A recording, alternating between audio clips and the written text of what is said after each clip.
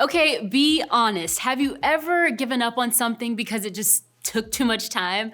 I do that all the time. Like if my phone takes more than 10 seconds to load a video, it is time for a new phone. Or if popcorn takes more than 3 minutes to make, I will choose a different snack. Or like stand in an actual line to get food. No, thank you. I will mobile order and pick it up as soon as I get there. Like we're just not good at things that take a long time. And that's why we have fast food and microwave popcorn and high-speed internet and Amazon Prime. Like we like things to happen quickly, and that is good in most areas of life. Like I'm never gonna disagree with having instant noodles. But there are some really important areas of our life where our need for speed just might hurt us. And one of those areas is forgiveness. For the past couple of weeks, we have been talking about this idea of forgiveness. We have talked about how at first it can feel sweet to hold on to bitterness, but we learned that bitterness is actually harmful, and holding on to bitterness and resentment actually hurts you more than it hurts the person that you're upset with. Then last week, we talked about how much we have been forgiven and need to learn how to forgive ourselves and others by canceling the debt or the wrongs, not the person. And while all of this is true, what's also true is this simple fact. Most of us have tried forgiveness and it didn't seem to work. Like maybe you decided to forgive your sibling, but every time you think about what they did, you get angry. Or maybe an ex-girlfriend or an ex-boyfriend or an ex-friend just keeps popping up in your life. And while you decided to forgive them, you still kind of want to tell the world all the awful things they did to you. Or think about a time in your own life that you needed to forgive someone for something, small or large. Think about it, get it in your mind. We have all said something like, I just can't forgive that person, or I tried to forgive them, but it didn't work because I'm still so hurt. Because like anything else in our life, we want results immediately. When it comes to forgiveness, we want to feel better now. See, this is true if you're the one doing the forgiving, right? You don't want to be hurt anymore. You don't want to be angry anymore. You don't want that feeling in the pit of your stomach every time you remember what was done. You just want it to go away. But this is also true if you're the one who did something wrong and needs to be forgiven, when you're waiting for someone to forgive you. Like you want your mom to move on, you want your dad to stop giving you the silent treatment, you want your friend to stop being angry with you. You just want their forgiveness, and sometimes that takes time too. And when we decide to forgive and don't get the instant results, we all tend to think the same thing.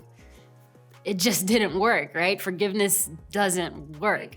Like we start thinking like, you know what, the best thing I can do with the worst stuff that happens to me is clearly not forgiveness, because that clearly didn't work, right? The question is though, what do you do now when you have tried something and it didn't seem to work? Like, do you have other options? And like, if you gave forgiveness a shot and you still don't feel any better, should you just give up on the idea of forgiveness altogether?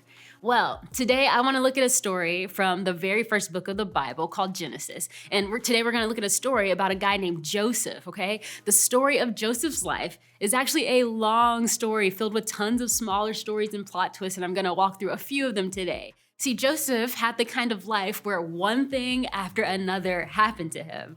Okay, so we're gonna explore the story of Joseph. Joseph was the youngest of 11 brothers, and he happened to be his dad's favorite. He even had a special brightly colored coat that he would wear, right? This was a gift from their dad, and the special coat would remind his brothers that Joseph was their dad's favorite kid.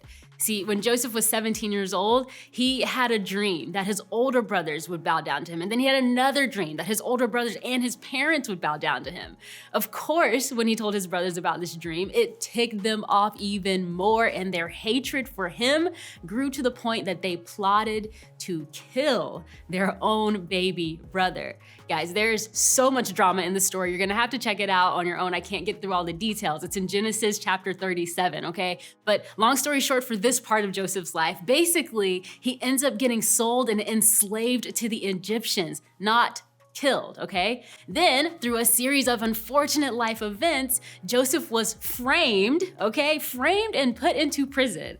Okay, but then, time and time again, the writer of Genesis tells us that God was with Joseph. And so Joseph prospered, or he succeeded in whatever he did, even in prison. Fast forward a little bit more, and Joseph, while in prison, was able to interpret or explain the dreams of two other prisoners.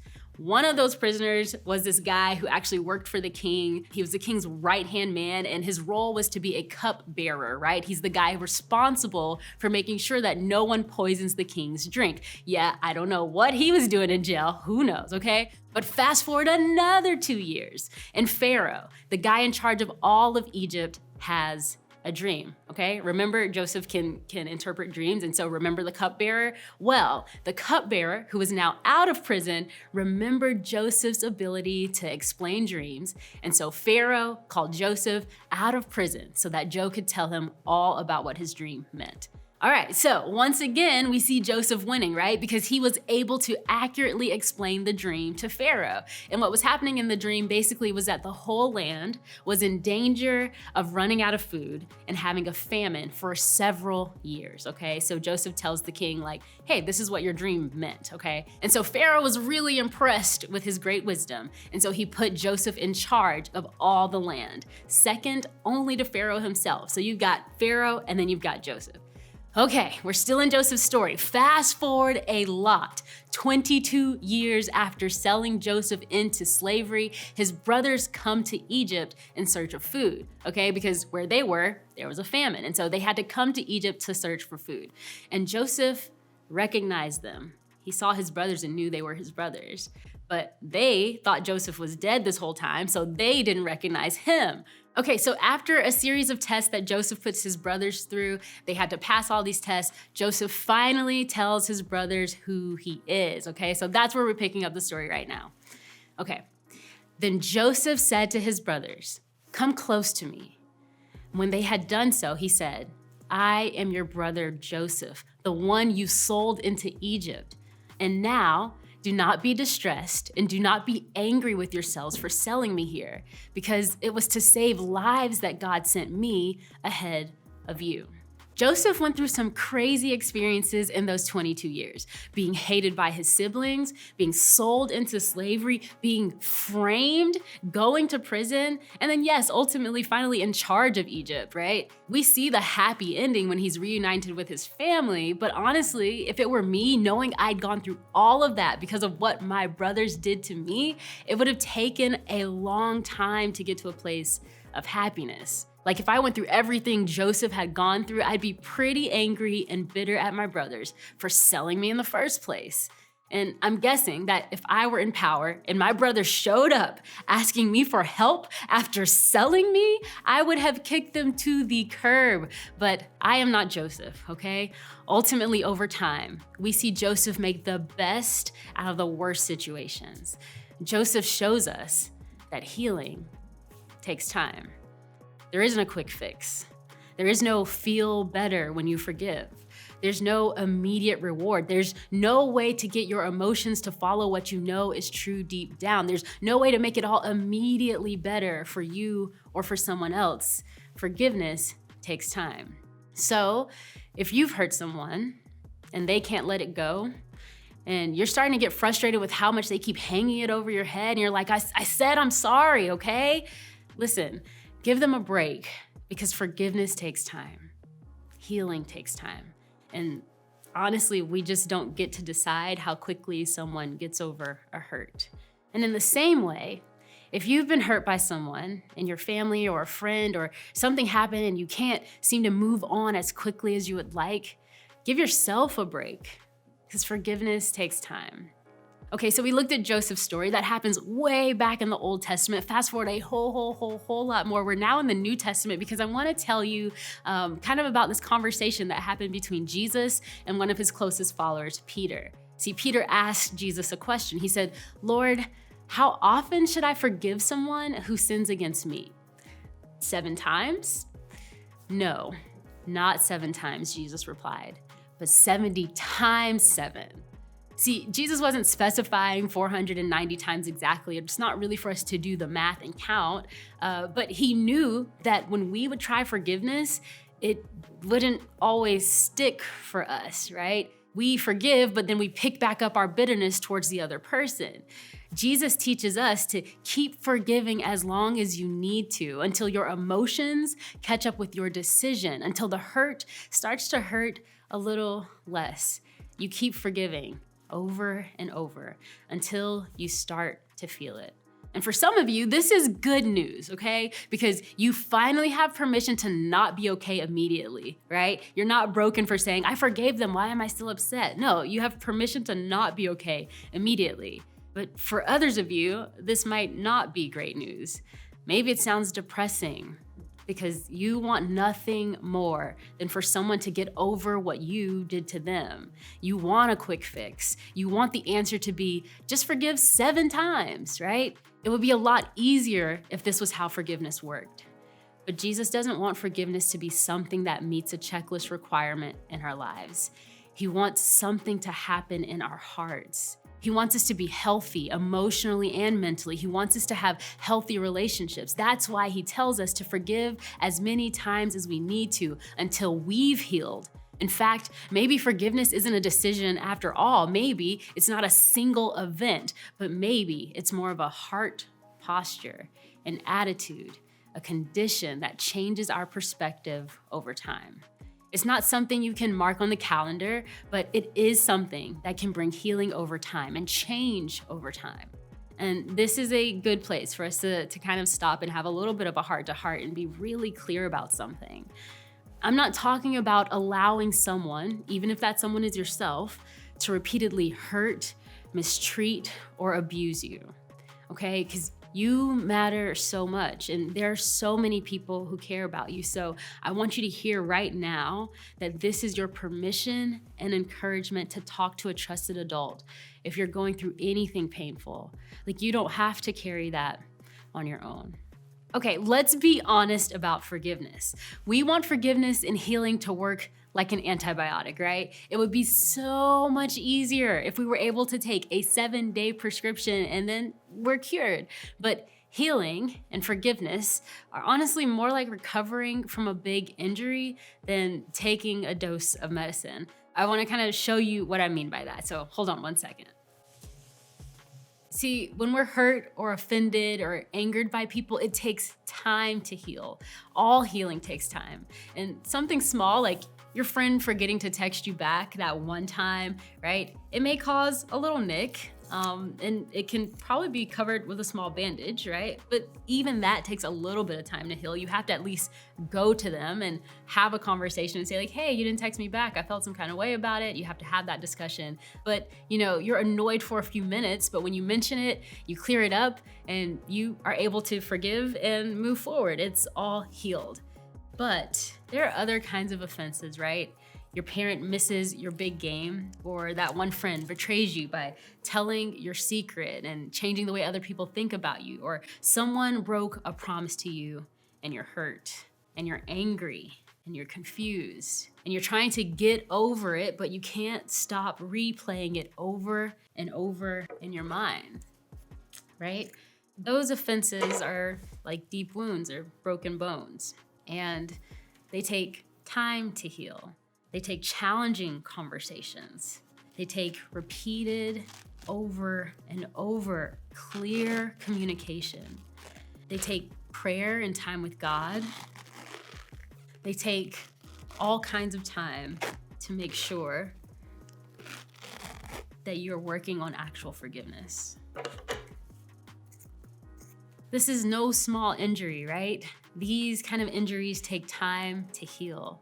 They take challenging conversations. They take repeated, clear communication. They take prayer and time with God. They take time to heal because forgiveness takes time. You have weeks of recovery. You go back in for checkups, and sometimes your body isn't getting better as fast as you want or even as the doctor wants. So you're told not to lift anything for a while.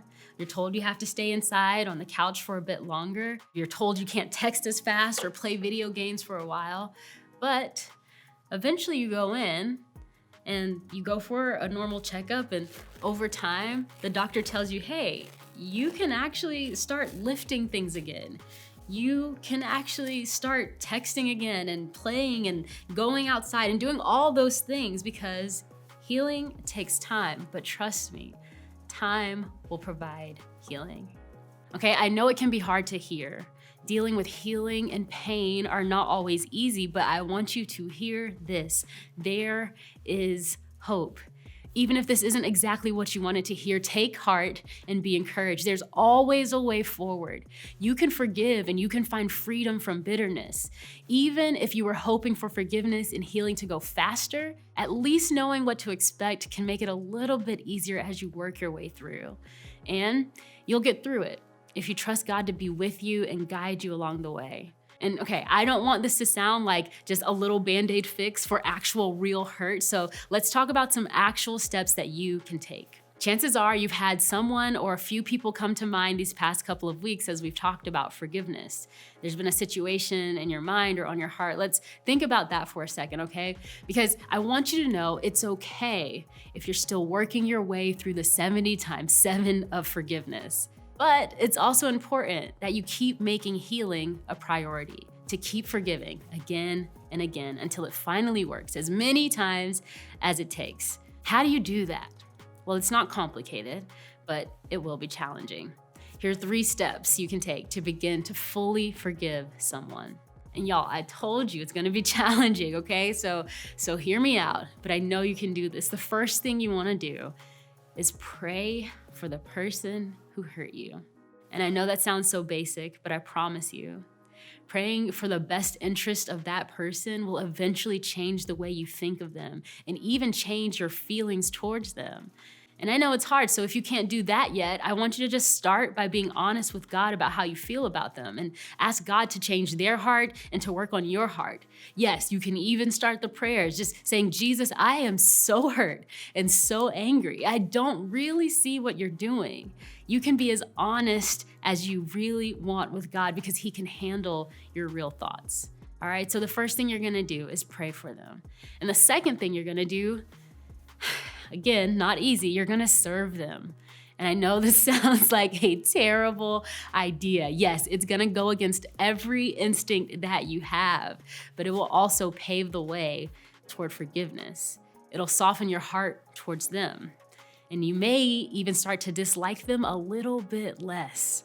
Okay, so serving them, you're like, what does that even mean? Well, maybe serving them looks like you just remember them, right? You remember to make sure that they're not left out of the group text or the weekend plans, right? Serving could look like making sure that they remembered, hey, there's a test today in 3rd period. Like, you don't have to remind them of that, but maybe that's one small way of serving them. You can think of plenty of ways to serve that kind of stretch you to work out your forgiveness. Only you can kind of know what that is. And listen, if it's not safe to serve them in person, or even if it's not wise for the relationship to continue, if part of your forgiveness process means setting up boundaries, maybe serving them looks like you just remind yourself that they are more than their mistakes and bad decisions.